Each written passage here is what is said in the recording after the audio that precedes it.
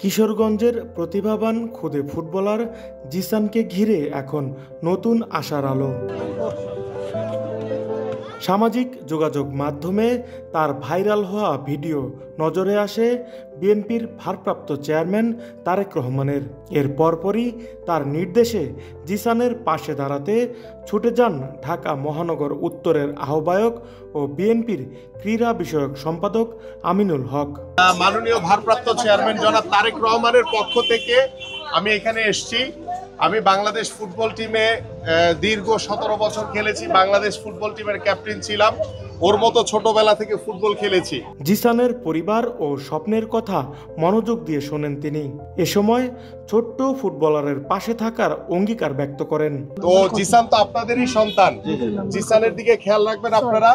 মাননীয় ভারপ্রাপ্ত চেয়ারম্যান জনাব তারেক রহমানও খেয়াল রাখবেন, আমি খেয়াল রাখবো। এবং শুধু কথায় নয়, কার্যকর উদ্যোগও নিয়েছেন তিনি।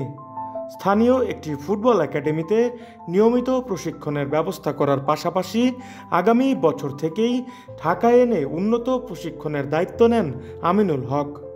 এখানে যে স্থানীয় যে ফুটবল একাডেমি আছে, আমাদের একসাথে আমার সাথে খেলেছে মিশু ন্যাশনাল টিমে, আমি ওকে বলবো যাতে ওর একাডেমিতে যাতে ওকে রেগুলার একটা প্র্যাকটিস সেশনের ব্যবস্থা করে দিয়ে ওর যে প্রতিভার চর্চা সেটা যাতে ঠিক রাখে। এবং আমরা আশা করি যে আগামী বছর থেকে তোমাকে ইনশাল্লাহ আমরা ঢাকায় নিয়ে গিয়ে ইনশাল্লাহ তোমাকে স্থায়ীভাবে তোমার সকল প্রশিক্ষণের ব্যবস্থা আমরা ইনশাল্লাহ।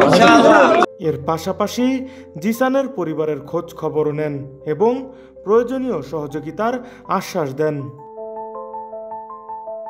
জিসানের প্রতিভা বিকাশে এই মানবিক সহায়তা কেবল তাকেই নয়, দেশের অগণিত কিশোর প্রতিভাকেও অনুপ্রেরণা যোগাবে।